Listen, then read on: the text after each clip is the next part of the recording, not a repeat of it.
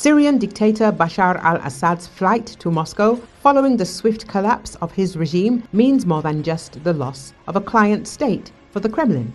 The fall of the House of Assad deals a major blow to Russian President Vladimir Putin's aspirations as a Middle East power broker and raises new questions about the fragility of his own regime. Putin's opponents are already cheering. Minus one dictator and ally of Putin, wrote prominent Russian opposition activist Ilya Yashin on X, posting a photo of an Assad banner in flames. Putin has thrown Assad under the bus to prolong his war in Ukraine, commented former Ukrainian Foreign Minister Dmytro Kuleba.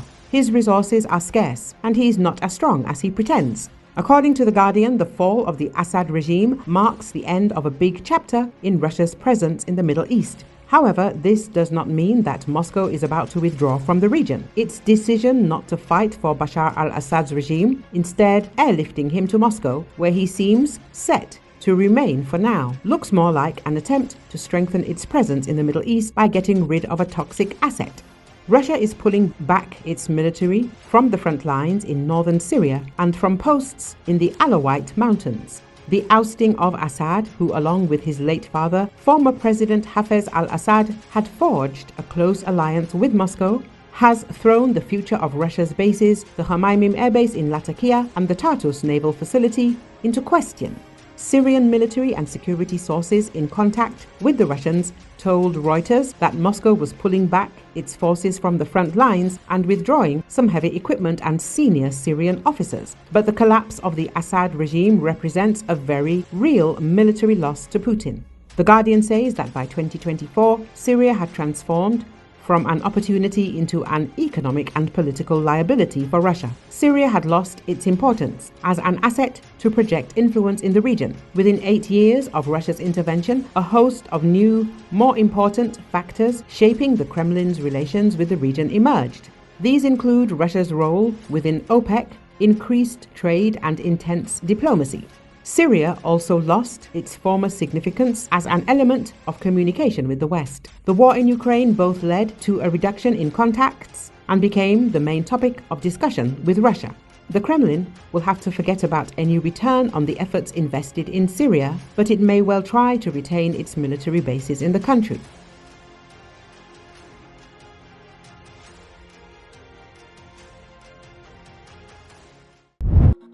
On December 18th, Russian media outlets have distributed a video of the interrogation of a suspect allegedly involved in the liquidation of Kadirov. The Baza public page claims that the suspect is 29-year-old Uzbek citizen Akhmad Kurbanov. According to him, he was recruited by Ukrainian special services to eliminate a general of the Russian armed forces in Moscow. For this, he was allegedly promised $100,000 and an EU passport. He has been in Moscow for several months. First, he bought an electric scooter, and later installed it near Kirilov's entrance. In order to track the general's place of residence, the suspect rented a car in which he installed a surveillance camera. According to him, the video from the surveillance camera was broadcast directly in Dnipro. He brought the SVU remotely as soon as he received a signal about the general leaving the entrance. Putin's general, who was accused in absentia by the SBU on December 16 of violating international rules of war, was liquidated in Moscow on December 17. Major Polikarpov went to the next world with him.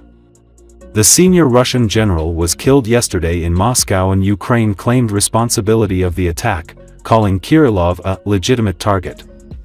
In response, Russia threatened the Ukrainian leadership with imminent revenge for what it described as a cowardly and despicable strike.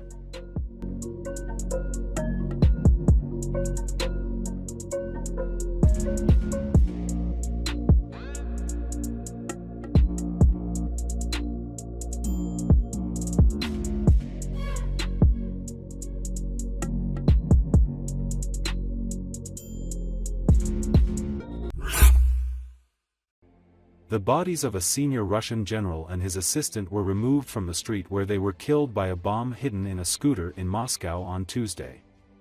Witnesses described hearing a loud bang when Lieutenant General Igor Kirillov, the chief of the military's nuclear, Biological and Chemical Protection Forces, was killed as he and his assistant left his apartment for his office. It came a day after Ukraine's security agency leveled criminal charges against him. Ukraine's security service said it carried out Tuesday's attack. Kadirov was under sanctions from several countries, including the UK and Canada, for his actions in Moscow's military operation in Ukraine.